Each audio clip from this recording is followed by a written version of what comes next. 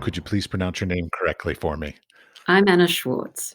And you have been running the Anna Schwartz Gallery in Melbourne, Australia for quite some time now.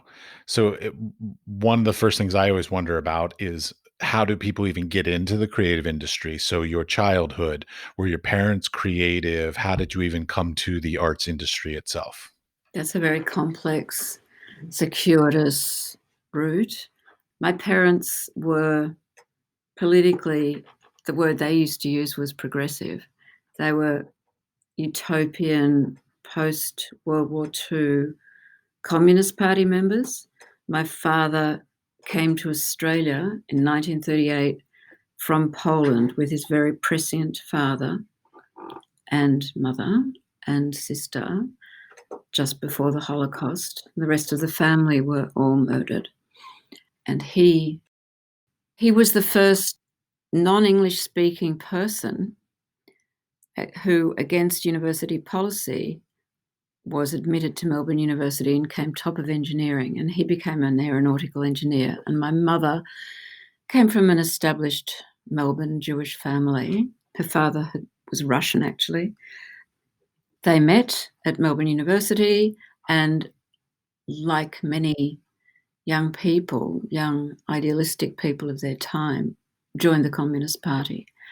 And eventually my father was involved with the Australian Labor Party. So the influences in my childhood were more political than they were artistic. My first venture into an art gallery was in 1982 when I joined a group of people a group of artists who wanted to run their own gallery because of the constraints that were then imposed on artists within the existing gallery system, in that artists were expected to produce saleable exhibitions. So this was essentially an artist-run space that I was involved with, and I ended up kind of holding the baby, so to speak, because of the unsuitability, really, of artists to have to run a business. And I hadn't come from a business background at all. And in fact, I'd been involved in another field at university in linguistics. But through circumstances, my first husband, having been an artist who died very young, and I joined this group, or was invited by this group, to represent his work in this new gallery. And I was enthralled and became very involved, and ended up with another person, another initial member, running a gallery, and that eventually evolved into my own gallery. I learned that I was somebody in the field not prepared to compromise, and that's something that has been a major position of mine, never compromising. I've read a couple articles about you, sort of interviews with you, and those kinds of words like uncompromising come up very often. Don't get me wrong, I admire you for that so much. You have no idea. But I always wonder, how can you pull that off? Because that's a really difficult position to take, especially when it talks about, being able to pay rent, being able to pay your employees, being able to pay your artists, to be uncompromising and not concerned with sales, but with the strength of the quality of the work. Like, that's a difficult line to ride. For me, they go together. I'm not interested in, and I've never been interested in, working with artists who would dream of compromising.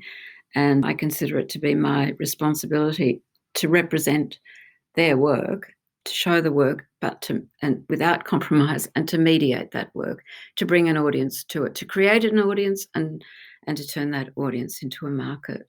And it's been, I think, probably different in Australia to how it might have been or has been in Europe or in America, where there's greater cultural depth and a greater history of engagement with the contemporaneous art. But the culture here has changed enormously over those 38 years, and there is a much larger and hungrier and a much more engaged audience than there was in those early days. Well, give me a little context on that, because as I've said, I haven't visited Australia. So, give me a little from your experiences because you've been part of the scene for so long. Like, what has changed? What was it like when you started, and what has grown or changed or gotten better or potentially gotten worse? Well, Australian art history, the great art history, is Indigenous art, which has been an art form for 60,000 years. That is the great prevailing, enduring, underpinning art of this continent. And since the arrival of Europeans, the art that was considered to be Australian art was a colonial art. And over time, the artists came to perceive the landscape, the country, in terms of what it was, rather than through the prism of a European or English landscape. So early paintings were very much through that prism of European painting, and couldn't actually see Australian light and Australian conditions and the variation of what was actually before them from the art that had underlined their visual culture. So there was a history of the new landscape painting. But then in the 20th century, there was a strong Antipodean movement, a modernist movement, and a new voice in Australian art that evolved into a contemporary art scene that is in dialogue and has been in dialogue with the ideas and the language, which is an international one. And I guess that's when I entered the art scene, I guess, in 1982, when that was well established, or was beginning to be established, let's say. There were not many, in fact, there were very few, and I was one of the first galleries who began to represent the thinking of the time. I was very fortunate to meet. It was a much smaller art scene than it is today, and I was very fortunate to meet some very salient figures, one of whom very recently passed away, John Nixon, who was very influential in the country and in my development and in my conceptions of what a gallery could be and how it could be intellectually and even physically.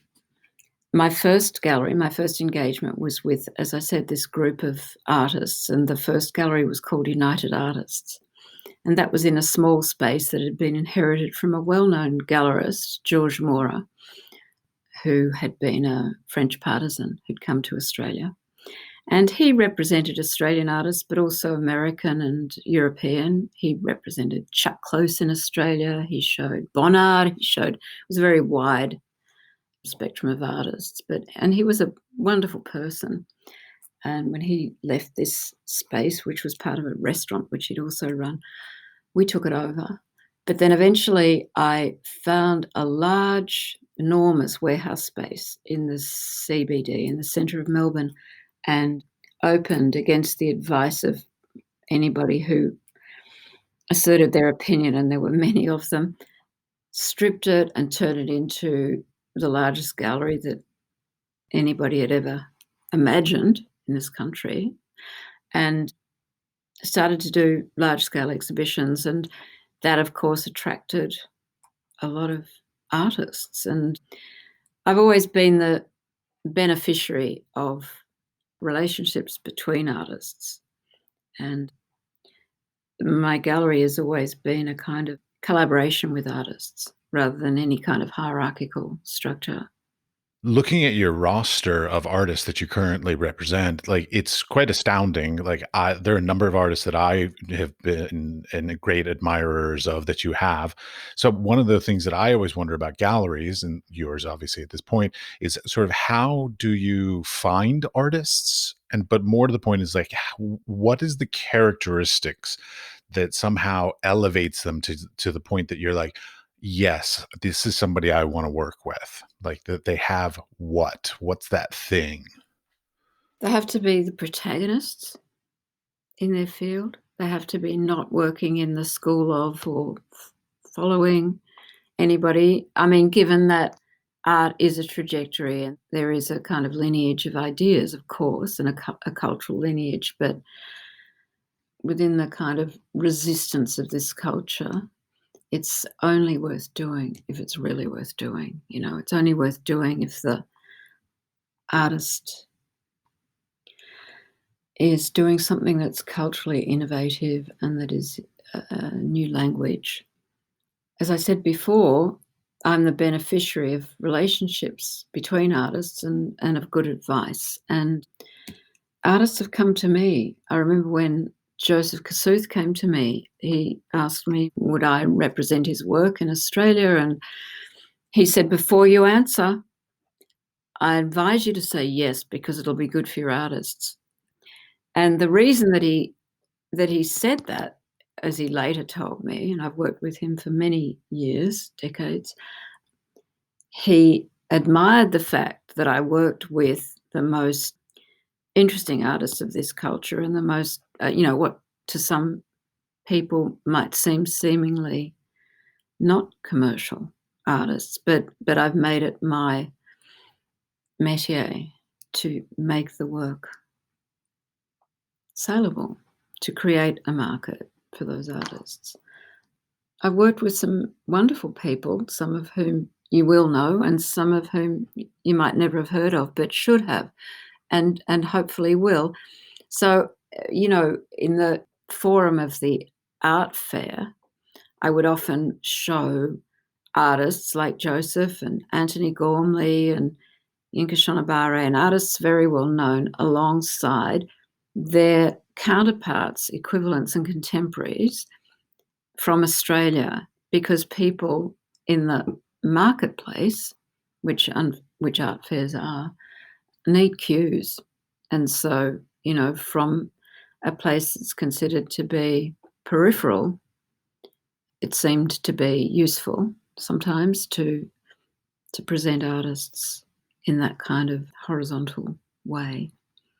Although I must say that I'm a great advocate of, if one has to attend an art fair, of presenting a solo exhibition of an artist and always allowing that artist's voice to be coherent and complete. Well, you brought up 2 points that were things that I was going to ask you about, which was art fairs. Do you like them? Do you hate them? What's your opinion on them? What's your opinion on the future of the art fair at this point with the way the world's going?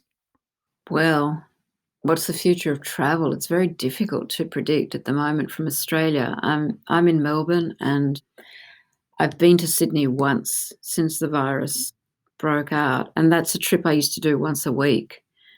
It's an hour-long flight, and I would do that every week, but I haven't. I'm having an opening in the gallery this at the end of this week of an exhibition by Sean Gladwell, and people are coming from all over Australia, which is a huge commitment and a very moving commitment, as far as I'm concerned, that people are prepared to take that risk. And many of them have said to me, we haven't travelled for a year, but we're going to come to this exhibition. So it just reinforces for me the importance of art to people's lives. Art fairs, there are, I think there's no gallerist who would ever admit to liking an art fair. There's something very, as a gallerist, very passive about, you can't really have agency and you can't express and present the work of artists in its entirety and, in its articulation the way one can in the gallery. An artist doesn't play to an art fair the way an artist plays to a gallery.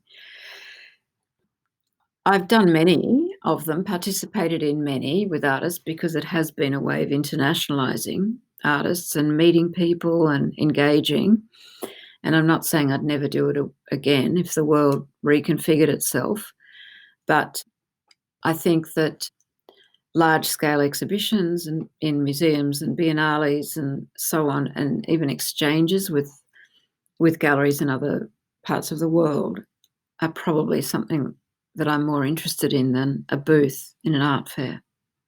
Fair enough. Totally get it. You talked about how when you represent artists that you some of them they already have sort of followings and they're already, rising stars in their career, and some of them you try to build them and create their position in the genre. So when you're working with them to do this kind of stuff, are you focusing on the idea of a collector's buying or trying to get sort of works in exhibitions in institutions and or sort of in institutional collections? I've never made a plan. I just do what comes up and what seems to be the best thing at the time, and it's everything, it's selling the work, it's placing the work in the right museums, it's basically about relationships. It's about relationships with collectors, it's relationships with the culture. One of the benefits of not being so young is that you know a lot of people. I've been involved in this culture through its development, and I do know a lot of people, and there are not many areas of the culture that I haven't been involved in, and so I'm able to facilitate relationships, and disseminating the work of artists and creating careers or assisting with their careers is a function of relationships, whether they are with individuals who are buying art, collecting art, or whether it's with curators of various generations, directors of museums, writers, people in theatre, all kinds of people who commission artworks. We do a lot of work in the public sphere, public commissions. It's all a function of engagement with people and relationships. And so that's how I see the role of my gallery, is the role of facilitator and mediator.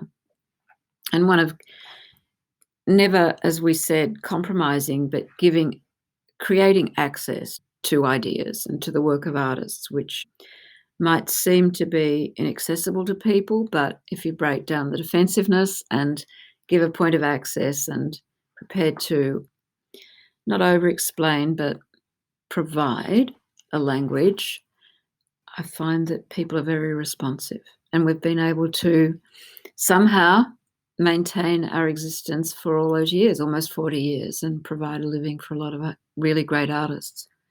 Within that, like, you seem to be focusing primarily on Australia and Australia. Now, I've seen you do represent artists from other places, but, the majority of your roster seems to be Australian. Not to, knock it, but, like, why did you choose to stay in Australia? I mean, you seem to be incredibly skilled. You literally could take your skills in doing this and being as I read, a tastemaker sort of anywhere in the world, but you've chosen to stay there and sort of build it there. What about it keeps you there? That's a very good question. And the answer to the question is family. I couldn't leave my family. I couldn't leave my daughter. I could have taken her with me at a young age, but my husband had aged parents who've since died. He was very committed to his parents as I was to mine, and I couldn't cut myself off, extricate myself really from the family. And now I have grandchildren. Not, I mean, there was certainly a time when I could have struck out in New York, but there's a sense in which I felt a great commitment to the artists of this country. There was no compromise in staying in Australia for me because of the quality of the artists and the importance of the ideas in their work. And and I don't even want to say equivalence because it's not a comparison with the rest of the world, with what people were doing in other places. But there was no reason really to uproot myself and remove myself from my context and my family and the artists whose work I really know, appreciate, and can represent and disseminate to go to another place. Why would I? Because there's thriving cultures there. And I felt that it was useful and important to contribute to the culture here in this place and to elevate it, to allow it to be elevated through the voices of the artists here who needed that, who needed that support, needed the platform. And it's one that I found myself able to provide. All right, to revisit something, when you were talking about, like, artists you choose, you talked about protagonists, and I know that you're often sort of, like, referred to as, like, highly conceptual in your artists that you represent stuff. Like, what I guess the question is sort of like, if there was an artist out there, let's say, that wanted to be represented by you, what kind of things could they like, sort of what are I guess the good thing is, like, conceptual, that's a very vague terminology, like, so some sort of concrete thing of, like, something that actually engages you right now. I mean, of course, I know this has changed, I'm sure, over the years. Oh, look, it's like falling in love. It's very hard to actually define, but you know when it strikes you. You know when it's totally authentic and original and intelligent and important. But one of the things I really advocate, I'm often asked to speak to art students in art schools and young artists, and I really advocate that they should open a gallery. There need to be galleries for a new generation of artists. There are artists do keep applying to our gallery, but there's a limit to what one can actually responsibly do, and to represent an artist fully is a very major commitment. It's something that, I wonder really with art schools that there are so many people, so many graduates who imagine or who are led to imagine that they can have a viable career as an artist, and that can only lead to the disappointment of many people because they're not going to achieve. It's just impossible for them to achieve the expectations that they're led to believe by the system that they should be able to attain. But running a gallery and creating platforms and creating the space for discussion and for ideas, whether it's expressed visually or however it is expressed, is a very important thing to be able to contribute to the culture. And so that's something that I really do advocate. What do you think of, given that you just brought up academia, what do you think about the contemporary art academic structure? Just to be clear, I'm in it, and I'm not a huge fan of it. Look, I think that it's really important that it exists, and I think it's really important that ideas are pursued and that they're not subject to the criticism that they're elitist. I think it's really important that human culture evolves and that it's not, as I said, not subject to the constraints of an anti-intellectual push. I think that culture is pluralistic and that there should be the space for parallel trajectories, and that I think that there are parallel streams of making art, parallel art histories, and I don't believe really in a hierarchy. I've chosen to place myself in the domain that I find most interesting, that I find most salient and important, but it's not to the contradiction really of the viability of others. Yep. Some of my favorite artists are sort of what we would call like outsider artists or untrained artists. Like they're, people that just have that incredible passion and that innate ability to be expressive through the visual mediums, or can be as possibly even better than some of the people that go through the academic rigor and all that kind of stuff. Because to a certain extent, academics can remove a lot of those natural skills and abilities and ideas by sort of pressuring them into following some style. Yeah, I don't think it's a question of validity or style. I do think that there are protagonists in art thinking today. There are major artists who by whom the culture is defined and will be defined and will have been defined, but that's not to undermine the pleasure of making art for other people, and other artists. There are long traditions in landscape painting, and there are various positions, obviously, that one can take in relation to that. But do you look at Anselm Kiefer as a landscape painter? There are so many courses of thought that one can pursue, but I think that to be pragmatic about it, there is scope for a lot of, certainly in this country, and I know in other countries, scope for a spectrum of art practices and galleries to represent those practices. I think that what we're doing is the most important, but that's in my eyes. Okay, well, along that line, so like you had talked about going to schools and giving advice and things like this, and you already mentioned one bit of advice. What's the thing that you feel like is the best piece of advice, not just to our young artists, but young gallerists that you could give? And what's the best piece of advice you ever received in the arts world?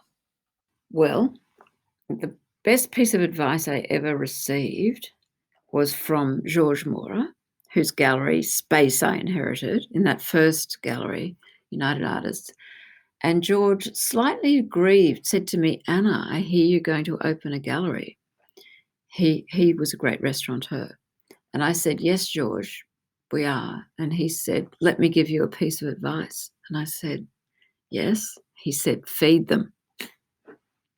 He used to have famous lunches every day, and people would come. It was kind of silver service. And at those lunches, one would find an extraordinary melange, a mixture of people. And so that was a great piece of advice. And I've always enjoyed cooking, and I do that. I have lunches and dinners, and I love to create situations in which people can engage. So that was probably the best piece of advice I've ever received, because I've never been a grateful receptor of advice about what I should do. And the best piece of advice I would give to a young gallerist is think very carefully about your position, because it is a cultural position, and don't compromise, and play the long game. Play the long game. Take a long view. Be prepared to be perceived to fail, but know that you're not failing. All right. You also mentioned earlier about the ideas moving forward, because, of course, a lot of the questions are, will museums continue to exist? Will galleries continue to exist? All this kind of stuff. And you talked about the idea of doing exchanges with other galleries in the future. Is this something like I grew up with? I worked in galleries when I was younger, and we had what we called sister galleries in other cities and countries that we did exchanges with. So, is this something that you have not done that you're looking forward to doing? There are some galleries that I've had very good relationships with in terms of mutuality of artists. It's something, I don't know how the world is going to reconfigure itself. It's something I'm certainly interested in investigating. I'm hoping that we can travel again. It's going to be interesting to see where this is played, this interview, and when, and what will be the vantage point of the listener, because we're speaking in 2021. It's the beginning of the year. In Australia, in my city, we were in lockdown for 7 months. I didn't leave my house for 7 months. In one sense, I thought it was the long service leave I'd never had, the sabbatical I'd never had. But it was a difficult time. It was a difficult time for economic survival, and it was a very difficult time for artists in many ways, although a very productive time.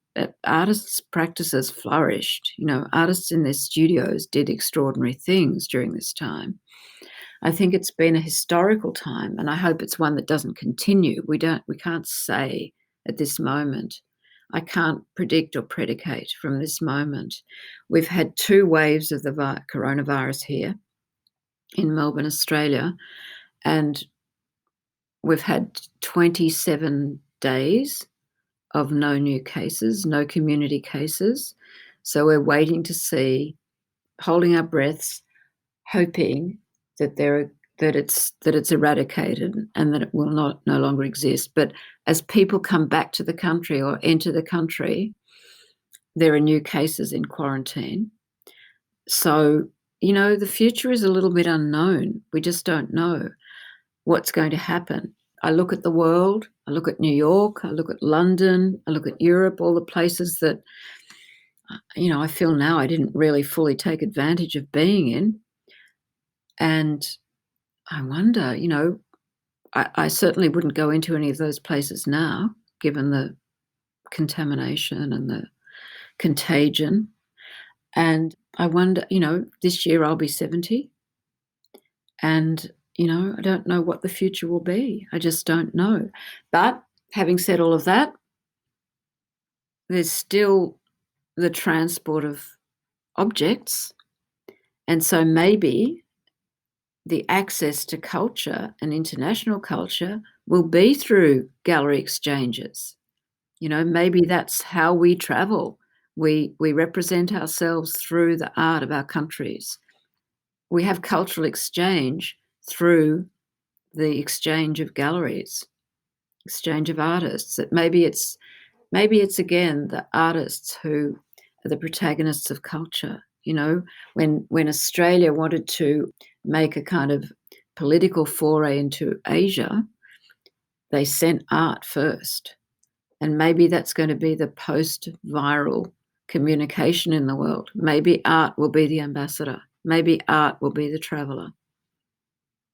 I love that. I think yeah, it would be magnificent. I mean, they used to do it, centuries ago when diplomats and stuff visited other countries. They would take art that represent their culture and stuff. So, I mean, this is a long-standing tradition.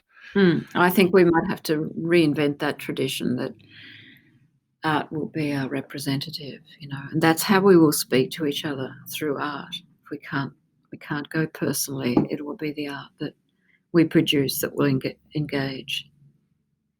Okay, well, along that lines, actually, because of course, the limitations of the past year and the potential for, well, not as much travel in the future, what about any sort of technologies that you're implementing in the gallery? Are you doing any like virtual tours, virtual exhibitions? Like, what kind of technologies are you trying to instigate to, or sorry, implement in order to still continue to engage people in the gallery and your artists? During the lockdown, one of my projects was to renovate the I've got 2 levels in our gallery, and renovate the upstairs space, which had been very much a remnant of the original warehouse building with windows down one side.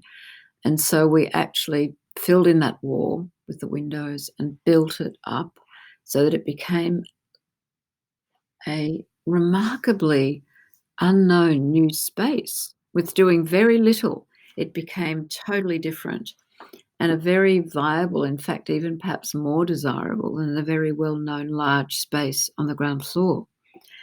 So we changed with my new 2-year standing co-director, Tanya Doropoulos, reconfigured our program so that in the main gallery downstairs, we're just having 3 or 4 major exhibitions a year, 3-month exhibitions, during which time the artists can reimagine or reconfigure their exhibition if they so choose.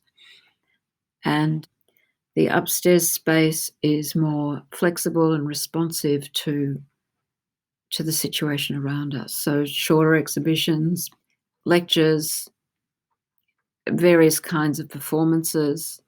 So there are these kind of 2 juxtaposed programs going on. But in response to your question, we have redesigned and reconfigured our website, which I think is really very good now.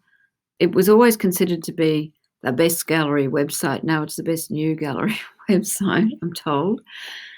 And we did a lot of work on Instagram in a new way.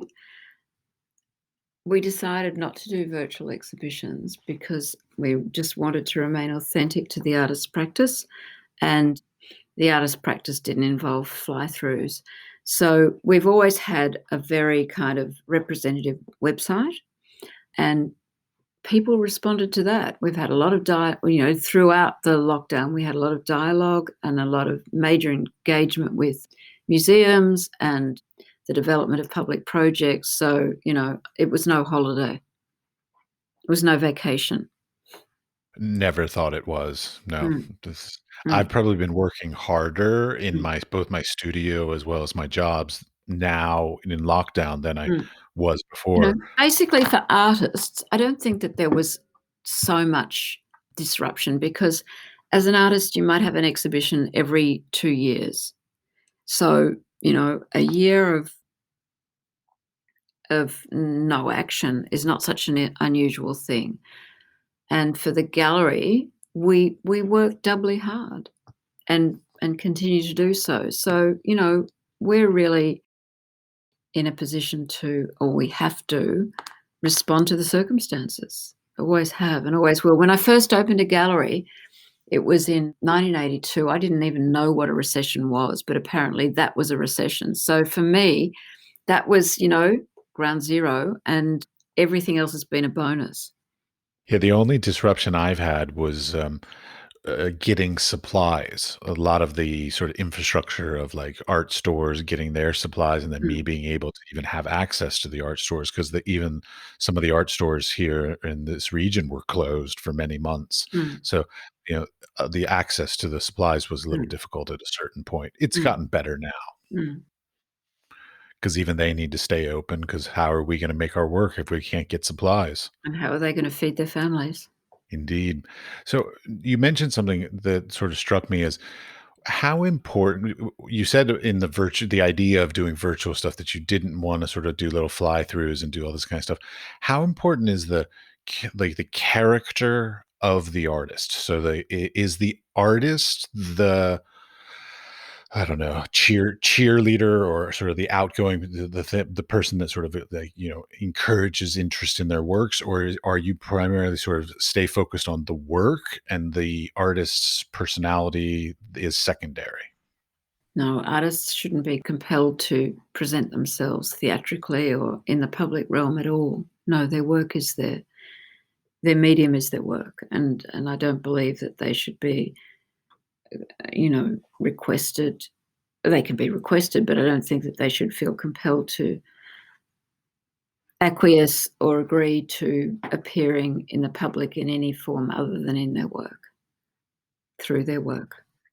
I love you for that. That's great because I feel like sometimes we're sort of show ponies sort of brought No, out to no. sell things on behalf of No, the no, that's gallery. our role. That's the gallery's role. The gallery's role is to represent the artist.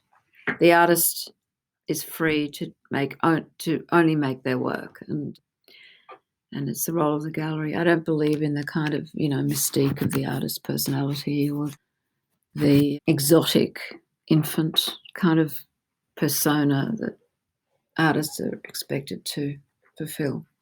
Not at all. I've heard stories from different galleries. Some galleries have the sort of standard when they sell artwork, it's a split between the gallery and the artist. Whereas I've heard other stories about some galleries where they will sort of give a stipend or an honorarium or whatever and basically support the artists, whether they're actively selling in that given month or not. Like, do you follow either of these models or some other sort of model to sort of keep your artists being able to work and live? Well, my position is that I have a series of individual relationships and partnerships with artists, and there's no one rule that applies to everybody, that it's idiosyncratic. It's what that person needs and what we can come to together that is satisfactory for both parties. So there's nothing that you can imagine that hasn't been done. Right. Okay. I understand. Well, because it's building a relationship, so every relationship is unique. Yes, it is. It's a unique and it's a confidential and it's a trusting relationship. And that's salient. That's the salient thing, the trust and the ongoing confidence in each other. And there are artists that I've worked with very closely for all those years for, 37 years, 35, 37 years on the basis of trust. I've never had a contract with anybody. I've never needed one, if you have to resort to a contract, it's a relationship not worth having. That's an interesting point. Okay. Because I come from America, and in America, like even marriages have contracts. I've never needed one, and I don't want a relationship where you need one. It's very admirable. I wish more galleries It's the were only way to like. live, isn't it? It's the only way to live. Do you have a contract with your children, you know? Not yet. No, no contract. No, no. You mentioned that a lot of your artists you've worked with for decades. Have you had any situations where some things didn't work out for whatever reason? Because it seems like you pride yourself on sort of having these long-term relationships. Well, the ones that I still have, many of them have been very long term, and there are some that perhaps haven't lasted for varying reasons. When the relationships are long lasting, they're great relationships. They're lifelong developmental interactions that facilitate the growth of both parties, that facilitate, I think, the growth of the artist, and certainly have facilitated my intellectual growth. And they're fundamental to my life and to what I do. And I think they've been fundamental to certain artists in facilitating their practice and its dissemination in the world. And so that's a great thing.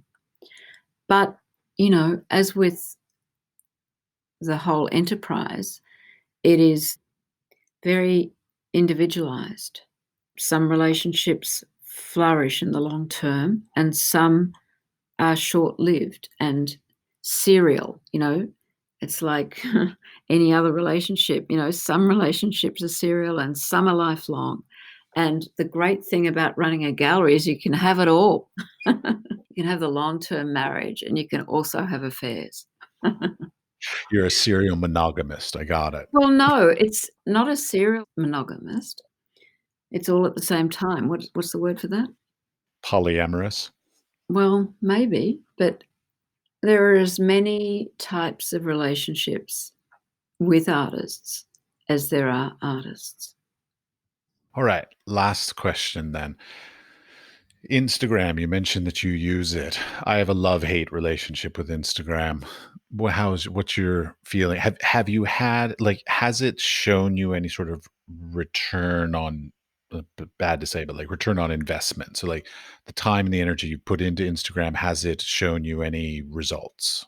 I'm in a position now where I have younger people working with me in the gallery, and they're the ones who are engaged in Instagram, and they have had their commitment to it and its response and the responses from it, and that's their domain. And one of the pleasures in my life now is allowing or enjoying that my divestment from every aspect of the gallery. So that's not, I enjoy it. I think the images are great, and the way that they've compiled them is extraordinary. The development of the expression of each artist and the series of exhibitions and what they're able to configure on that new form, new for me, is really impressive. And it's a language, and they're engaged in that language with people all over the world and really respected for it, and things do come out of it. There's a whole range of, you are in that question, inherent is the presupposition of sales, and there's so much more than that inherent in the gallery. Although I do have to say that everything that you see in my gallery, the building, the staff, everything about it is the product of sales. So that's crucial. It's a real business. It's nobody's tax loss, fortunately or unfortunately. Fortunately for the artists, unfortunately for me. So it's real. It's all real.